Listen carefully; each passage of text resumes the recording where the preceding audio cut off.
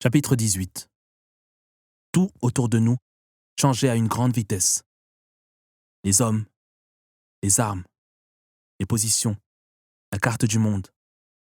Beaucoup de nos enfants se fondirent dans le tumulte de la défaite.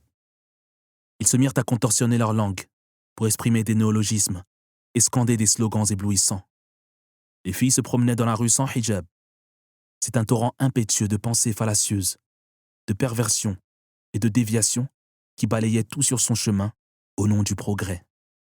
N'était-il pas possible que les gens se développent et deviennent civilisés sans être victimes d'oppression, de restrictions de libertés intellectuelles et sans être conduits comme des esclaves? Fallait-il obligatoirement qu'ils deviennent des mécréants pour acquérir le savoir? Qu'est-ce qui empêchait que le développement aille de pair avec la justice et la liberté? Pourquoi le monde n'évoluait-il pas main dans la main avec la foi en le Créateur des êtres? N'était-il pas possible qu'une renaissance se produise sans que les femmes n'exhibent leur charme et leur atout dans la rue et sans que les prostituées et les libertines ne prolifèrent? Pourquoi les peuples ne fraternisaient-ils pas sans que les uns ne cherchent à effacer l'identité des autres ou à les envahir par des migrations massives? Ce que je voyais ces jours-ci me paraissait être l'œuvre du diable. Je répétais souvent à mes camarades les combattants que la pureté et la propreté de la révolution brillent dans le maquis, au sommet des montagnes. Je regardais Othman Batout, ce grand général croyant. Il me rappelait les héros musulmans des premiers siècles de l'islam. Cet homme réunissait les valeurs fondamentales d'une génération en voie d'extinction, d'une longue civilisation débordante de bien, de noblesse et de pureté. Je demeurais derrière cet homme jusqu'à la mort. Des combats acharnés éclatèrent entre nos hommes et les forces armées chinoises. Celles-ci utilisaient des armes de plus en plus sophistiquées. Nous remportâmes une série de batailles, mais à quel prix? L'ennemi recevait en permanence des renforts, tandis que notre nombre ne faisait que diminuer. Nos hommes font beaucoup de sacrifices, dit Othman Batout. Ils luttent au mépris du danger et au péril de leur vie. Monsieur le général, lui dis-je, ils sont conscients du devoir qui leur incombe. L'épopée qu'ils écrivent avec leur sang, Mustapha Hadrat, est une épopée éternelle. Mais je viens d'apprendre aujourd'hui de mes indicateurs que l'ennemi prépare une attaque de grande envergure. Quelques jours plus tard, nous fûmes surpris par l'arrivée massive de soldats chinois, à laquelle s'attendait Othman Batout. Après 3 mois de combats farouches, nous décidâmes de battre en retraite vers la province chinoise de Jiuqian, afin d'y réunir nos troupes et d'en faire un poste d'attaque. Mais le chemin était ardu et très risqué. La mort nous entourait et nous guettait de partout. De la ville d'Anxi de la province de Gansu, une armée chinoise de 10 000 hommes fut mobilisée contre nous. Nous nous battîmes avec cœur, au mépris du danger. Nous parvinrent finalement à la ville de Makai, dans la province de Jiuqian. C'était en août 1950. Notre but était de nous reposer un peu, pour récupérer nos forces. J'étais, pendant toute cette période, à la recherche de Najmatul Layl et de mon fils. Je souhaitais les revoir avant de mourir. Certains combattants considéraient qu'un tel souhait, en ces moments difficiles, était futile. Certains m'accusèrent même d'égoïsme, car je pensais à ma femme et à mon fils, alors que le pays entier était en proie à la perte et à l'extinction. Peu m'importait ce que les autres pouvaient dire. J'appris à être sincère avec moi-même, tout simplement. J'étais moi aussi un être humain, en proie aux larmes et à l'émotion. Des milliers de soldats avançaient vers nous, depuis la ville de Duncan et de la province de Gansu, et des milliers d'autres se dirigeaient vers nous, de la ville frontalière de Chalkalak. Le général Othman Batout dit « La nuit étend ses ailes ténébreuses sur Makai. Ô mes chers amis qui avez préféré la mort à la vie, les loups ferment les issues, ô vous les martyrs de l'agression. Je vois les drapeaux ennemis colorer l'horizon. Ces bouchers envoient chaque jour nos hommes à l'abattoir et les traitent comme des brebis. Le long chemin que nous avons parcouru depuis Barikol jusqu'ici était jonché de corps d'hommes libres. Leurs sangs purs ont irrigué le sol. Comme elle était pénible cette expédition, beaucoup de femmes et d'enfants prennent la fuite et se mettent à notre recherche. Ils cherchent les leurs. La radio d'Urumqi, chers amis, diffuse en permanence les chants patriotiques communistes et crache son venin idéologique. Les braves hommes de notre peuple, qui sont restés dans les régions sous l'autorité de l'ennemi, sont soit assignés à résidence, soit soumis à des corvées dans les usines, ou exilés, voire condamnés à de lourdes peines. Ils prient discrètement, implorent Allah à voix basse, et dépérissent en silence. Ces martyrs vivants ont un sort plus triste que celui des combattants, qui meurent sur le champ de bataille. Mes chers amis, nous allons nous engager dans cette bataille. Que ceux qui survivront à cette bataille transmettent l'histoire de notre djihad et de notre longue souffrance aux nations musulmanes qui sombrent dans l'indifférence, que ce soit au sud, en Orient, au Maghreb, en Indonésie, en Inde ou au Pakistan.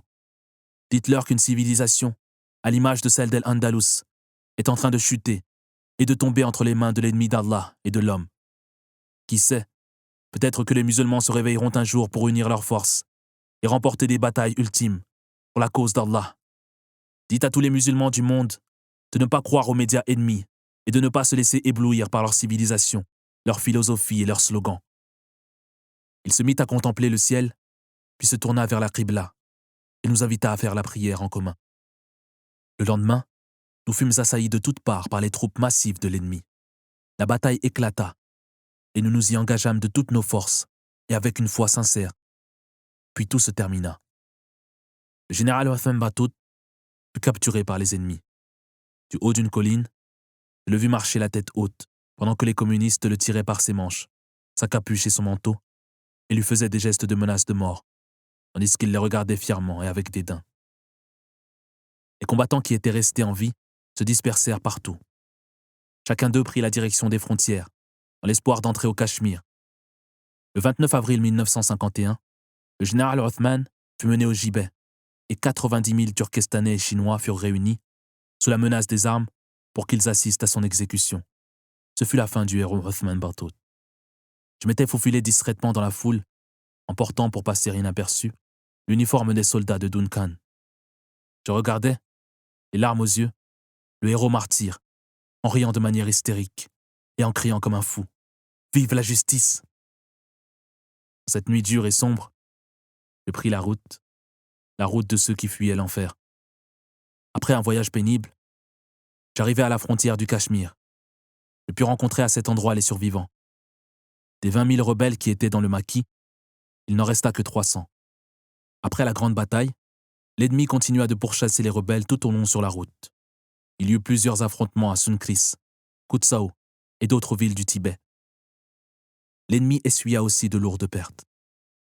Nous étions environ 300 rebelles à entrer au Cachemire, ce pays qui fut le refuge de beaucoup de femmes et d'enfants de martyrs turkestanais. Quand nous arrivâmes à Srinagar, beaucoup de migrants turkestanais affluèrent vers nous. Ce fut une rencontre chaleureuse. J'étais très épuisé. Mes yeux s'alourdirent et je m'endormis. Je n'avais plus aucune notion du temps. À un moment, je sentis une main douce se poser sur mon épaule et me secouer légèrement. J'ouvris les yeux. Étais-je dans un rêve ou étais-je vraiment réveillé? Grand Dieu, c'était Najmatul Layl, qui portait des vêtements de femme du Cachemire. Mon fils se tenait près d'elle. Je l'avais vite reconnu, comme il était beau avec sa chevelure blonde et sa peau bronzée par le soleil. Je me mis à caresser sa tête et son visage. Il se blottit contre moi et Najmatul Layl me serra contre sa poitrine. Nous nous embrassâmes en laissant des larmes de joie et de satisfaction. Je ne pensais pas que tu sortirais sain et sauf de ces rudes épreuves, Mustapha. Les cheveux blancs ont envahi ta chevelure et les rides ont creusé ton visage. C'est comme si notre séparation avait duré une centaine d'années. Comme je suis triste de laisser mon peuple asservi derrière les frontières que se partagent les sauvages russes et chinois. Elle me regarda le visage triste, mais plein de dignité, et me murmura: Mon souhait est de visiter la maison sacrée d'Allah. Allons vivre à la Mecque ou à Médine. Je déroulais le film des événements, et les scènes se mirent à défiler dans mon imagination. Celle de la mort de Mansour Darra, à la porte de la mosquée, celle de mes amis les croyants, qui périrent dans des cachots, celle de ceux qui tombèrent en martyrs, autour du général Othman Batout, et enfin de l'exécution de ce grand général. Nous nous rendrons bientôt à la mosquée sacrée d'Allah, dis-je. Quelques gouttes d'eau de Zemzem rendront de la vitalité à l'âme errante et fatiguée.